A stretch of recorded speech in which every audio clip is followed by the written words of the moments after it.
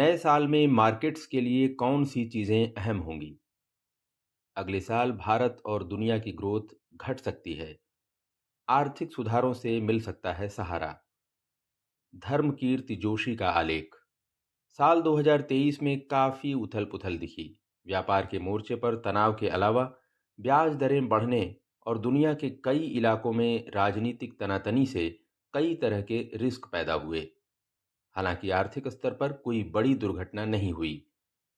जितना डर था उसके मुकाबले साल 2023 में दुनिया का हाल अच्छा ही रहा। साल 2023 ने नहीं दिया बड़ा झटका। एस&पी ग्लोबल को उम्मीद है कि दुनिया का जीडीपी साल 2023 में 3.3% बढ़ेगा। साल 2022 में जीडीपी ग्रोथ 3.4% थी। दुनिया की सबसे बड़ी इकॉनमी अमेरिका की है। अमेरिका 2023 में मंदी से बच गया। अनुमान है कि वहां इस साल 2.5% की जीडीपी ग्रोथ दर्ज की जाएगी। दुनिया की दूसरी बड़ी अर्थव्यवस्था चीन है। वहां जब कोविड से जुड़े प्रतिबंध हटाए गए और सरकार ने बड़े पैमाने पर सपोर्ट दिया, तो वहां भी इकॉनमी रिबाउंड कर गई। सबसे अलग दिख रहा है भारत। इस साल की ग्रोथ स्टोरी की बात की जाए तो ये भारत की ही है। भारत का जीडीपी बाजार के अनुमानों से ज्यादा बढ़ा है। भारतीय रिजर्व बैंक का अनुमान है कि इस वित्त वर्ष में यानी 2023-24 में भारत की जीडीपी ग्रोथ 7% रहेगी। दुनिया की हालत सुधरने का फायदा तो भारत को मिला ही है। जीडीपी बढ़ने में बड़ा योगदान सरकार के सपोर्ट से इन्वेस्टमेंट में सुधार का रहा है। इसके अलावा रियल एस्टेट और मैन्युफैक्चरिंग सेक्टरों में रिवाइवल से भी रंग जमा है। लेकिन अब साल 2023 हमसे विदा लेने वाला है। ऐसे में माहौल एक बार फिर अनिश्चित हो गया है। क्या भारत पर सुस्ती का साया पड़ सकता है? ऐसा लग रहा है कि ग्लोबल इकॉनमी साल 2024 में सुस्त होगी, लेकिन उसके बाद उसमें तेजी आएगी। इस वित्त वर्ष की पहली छमाही में भारत की ग्रोथ 7.6% थी। दूसरी छमाही में ग्रोथ घटकर 6.3% पर आ जाएगी। हमारा अनुमान है कि अगले वित्त वर्ष यानी 2024-25 में ग्रोथ 6.4% के आसपास रहेगी। ऊंची ब्याज दरों, राजकोषीय स्तर पर अनुशासन और ग्लोबल ग्रोथ में सुस्ती का भारत पर असर पड़ेगा। अमेरिका का हाल कैसा रहेगा? वैश्विक अर्थव्यवस्था में, खासतौर से अमेरिका में सुस्ती दिखेगी। ब्याज दरें बढ़ाने का असर कुछ समय बाद दिखता ही है।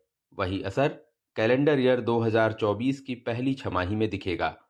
भारत की वस्तुओं और सेवाओं की कितनी एक्सपोर्ट डिमांड रहेगी, इस लिहाज से ये बात महत्वपूर्ण है, क्योंकि अमेरिका अब भारत का सबसे बड़ा व्यापारिक साझेदार बन चुका है और उसके साथ हमारा ट्रेड सरप्लस है। उभरती हुई एशियाई अर्थव्यवस्थाओं के पांव टिके रहेंगे, ऐसी उम्मीद की जा रही है, लेकिन इन देशों को हमारा निर्यात घटा है। हालांकि अधिकतर मल्टीलैटरल एजेंसियों का अनुमान यही है कि 2024 में वस्तुओं का व्यापार बढ़ेगा, भले ही ग्रोथ घट जाए।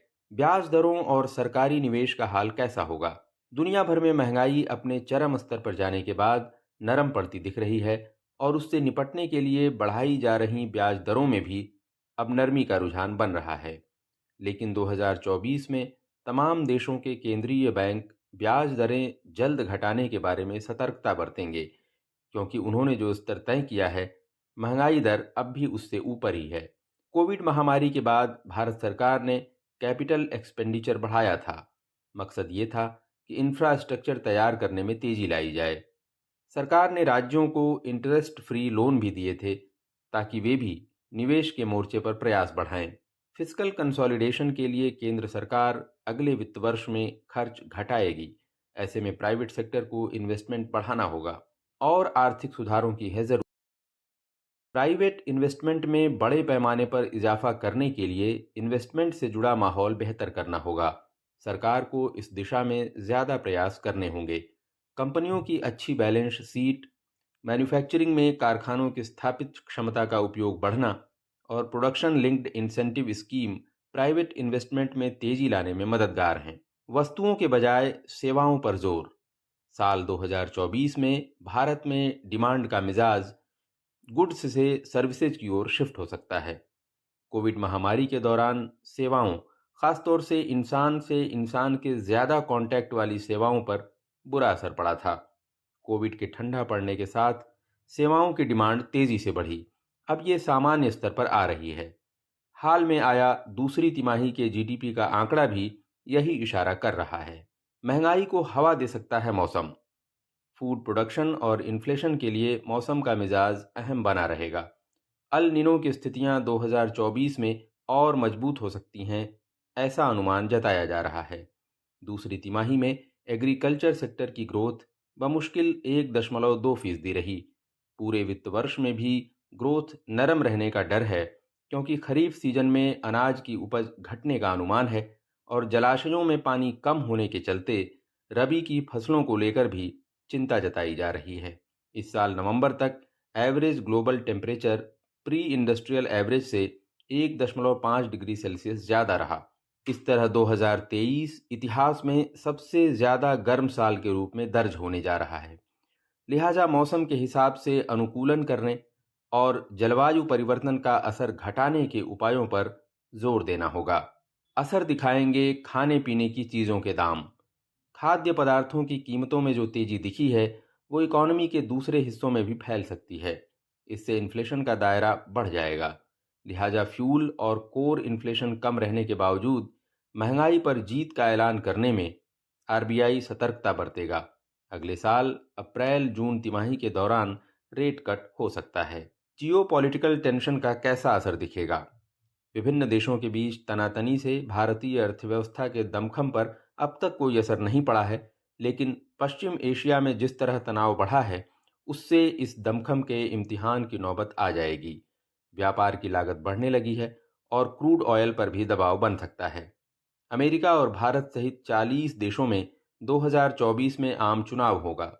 अभी जो अनिश्चितताएं दिख रही हैं, इन चुनावों से उनमें एक और बड़ा पहलू जुड़ेगा, क्योंकि इनमें से कई देशों की आबादी ज़्यादा है और वे आर्थिक रूप से भी प्रभावशाली हैं।